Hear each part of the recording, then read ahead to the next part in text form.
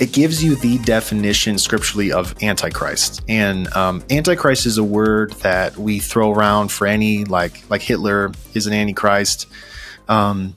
People would say that a future powerful figure is going to raise up and have a strong influence over the world and kind of have set in stone series of events leading to the end of the world, right? Right. But the Bible doesn't use Antichrist in that definition. It actually tells, like, John gives you what the definition of an Antichrist is in those verses. It's someone who denies that Jesus came in the flesh, someone who says that Jesus is not the Christ. He says these are Antichrists. So we have to wrestle with, if we're using a definition that's not John's, we have to prove what an Antichrist is. John's the one I would say has more authority than anyone in this room. He was inspired by God for everything he wrote. So if John says, here's the definition, why would I then come in later 2,000 years and say, actually, this is the definition of an Antichrist? You know what I mean? Right. And that's not to say that rulers will raise up or that one in particular will, depending on your view of eschatology, but it doesn't change that the definition of an Antichrist given by John is still in the Bible. I have a question. Yeah. Then in Revelation, where it keeps referring to the Antichrist, It doesn't.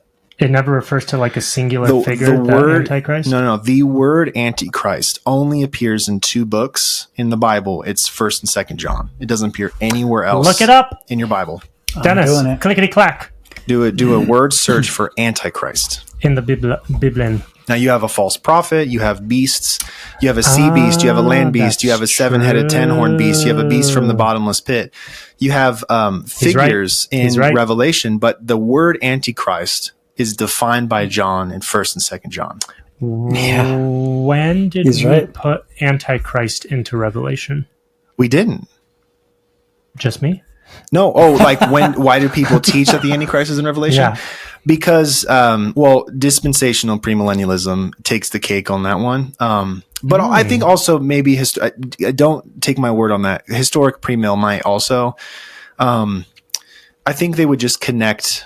They would define Antichrist based on probably what it sounds like, a very anti-Christ-like figure. Literally. It's a Christ-like figure, but anti. Dude, so you're telling me, I think the light's just like turning on for me in my brain too, that all of this time when we've been talking about and hearing about and reading Left Behind and watching movies and this and that the figure that arises in the Revelation account of end times is never called the Antichrist. It's never called an Antichrist. Bro, it's just called the beast and the false prophet. Yeah. And you have to define what those are. Yeah. So Greg Laurie is on record saying there are over 100 scriptures referring to the Antichrist. And there's 3. There's 3. Yeah. I'll let him know because I went to high school with his son and I keep in touch. I'm sure he's a great guy, but I don't think Greg, he's going to hear it. Get this guy. I used to go to Harvest too for a bit. Nice.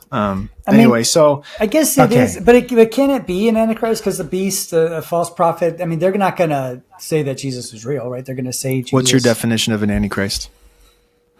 Pull it up. Doesn't matter. Let me do it. I got it. He's going to pull it up. Doesn't matter what I'm going to read it. I'm going to read it. So even still, Dennis, whoever denies that Jesus Christ, the biblical definition of an Antichrist is defined here in John, right? Yeah. John 2:22. And we somehow have been taught over the years that there will be an Antichrist, a final one. Yeah. And all of this goes through this narrative, right? Yeah. Or comes up in this narrative. I said this last week in a conversation. Exactly. But we just realized right now, even though we've read Revelation a bunch, the Antichrist is never mentioned in Revelation. So I need to stop using the hashtag Antichrist in all my Armageddon posts on Instagram. Right, it's true. Okay. Dang it. Well, maybe don't algorithms. Well, get this, guys. Get this. This is why it's important. This is why it's important right here. 1 John 2:18. Children, chapter 2, verse 18. Children, it is the last hour. And as you have heard that Antichrist is coming, so now many Antichrists have come. Therefore, we know that it is the last hour. He's referencing Jesus' prophecy just now. He says, see to it when they say the Christ is here, don't go after them. Wait, where is that? We just read it in Luke 21. It's Matthew 24. It's in the Olivet Discourse. Now we're reading John, the disciple John, in 1 John chapter 2, he's saying, I know it's the last hour, which does come before or come after last days. So if we say it's the last days, we're going backwards. It's getting longer. We should say it's the last second or minute, right? Right. If John is saying he knows it's the last hour because many Antichrists have already come. That's a sign, because what were their questions? What are the signs that lead up to these things happening? What things? The destruction of the temple, tearing down stone upon stone. Got it. That also answers. Dennis, go ahead. Well, in 2 John 1:7, it says, for many deceivers have gone out into the world, those who do not confess the coming of Jesus Christ in the flesh. The incarnation. Right. Such a one is the deceiver is an antichrist. And the antichrist, right. So that's the ESV That's version. your definition. If you if you read it in the NIV, it's a little bit different. Okay. Let me get there. Hang on a second. Because it says any in the NIV, the second part of that says have any such person is the deceiver and the antichrist. So anybody who. Yeah.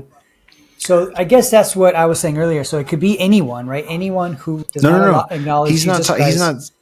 Yeah. Okay. Remember go ahead. Sorry. I'm so sorry. So anyone who does not acknowledge Jesus Christ as coming in the flesh is the Antichrist. Yeah. An Antichrist.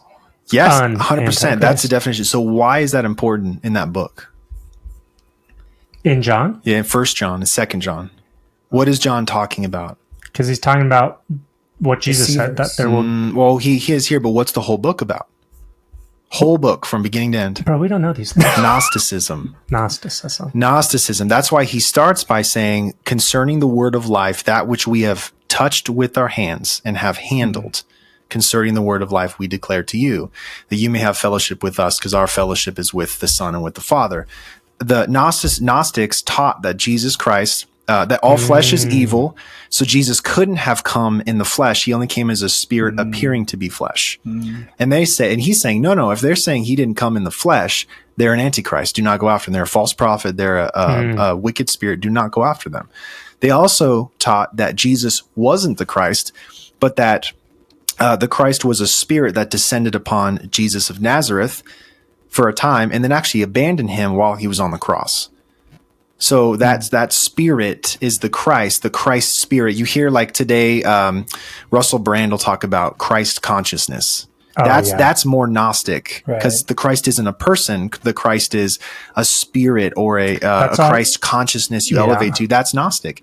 It's Gnostic. It's all nowadays. It's New Age spirituality, all that kind of stuff. I got a buddy that we could bring on to talk about all that. Sure. This seems to be why we have been. Or why the narrative talks about Antichrist in the end times. Right. Dennis, is because they're applying these passages to the end times. Yeah. Is it the end time though? Do you see what I'm saying? Yeah, totally. That's how I read these passages that talk about Antichrist, that John says, hey, many Antichrists have come. This is how we know we're in the last hours. The last hour. Or last hour. Yeah. Right? Last one. People that are premillennial. Yeah. They're thinking, oh, these are talking about Revelation, end of the world, da-da-da-da-da. So when it mentions Antichrist, it must be talking about Antichrist at the end of the world. Right. The way they would probably interpret That's how that got plugged in. Yeah. The way they would probably interpret, I'm just going to guess, is that they would say, this is how you and I know we're in the last hour when these Antichrists have come. But John's not saying that. He's saying this is how they know they're in the last hour because many Antichrists have already come. So the last hour of what? I would argue he's not talking about the end of the world. He's talking about the last hour of the end of the old covenant, old creation age that's about to be judged in the destruction of the temple. From the blood of Abel to righteous Zechariah will come upon this generation. In Matthew 23, we read that last time right before we read all of that discourse. So dude, it makes sense that the Jews would get judged for this, man. Well, they had to, otherwise God did not keep his promise to judge according to his covenantal promises. Yeah. And how did he say he was going to judge them? He said, I'll destroy your heavens and your earth. I will bring up a foreign tongue, a nation whom you do not know against you, and they will surround you on every side and destroy you. So that's Leviticus 26 and Deuteronomy 28. That's what happened when Rome surrounded them. Makes sense. So, question. Yeah. I think I know the answer, but before a new covenant, there has to be judgment. Mm-hmm. What do you mean? So, bro, let me read to you. Come on, please work. What? Come on, dude. This is going to get so good. Please work. That's it, right? I mean, I'm right? There has to be judgment before a new covenant. I guess I gotta know more. Is that live? Did that work? It's very loud and live, yes. Okay. Watch this, I apologize. Ready?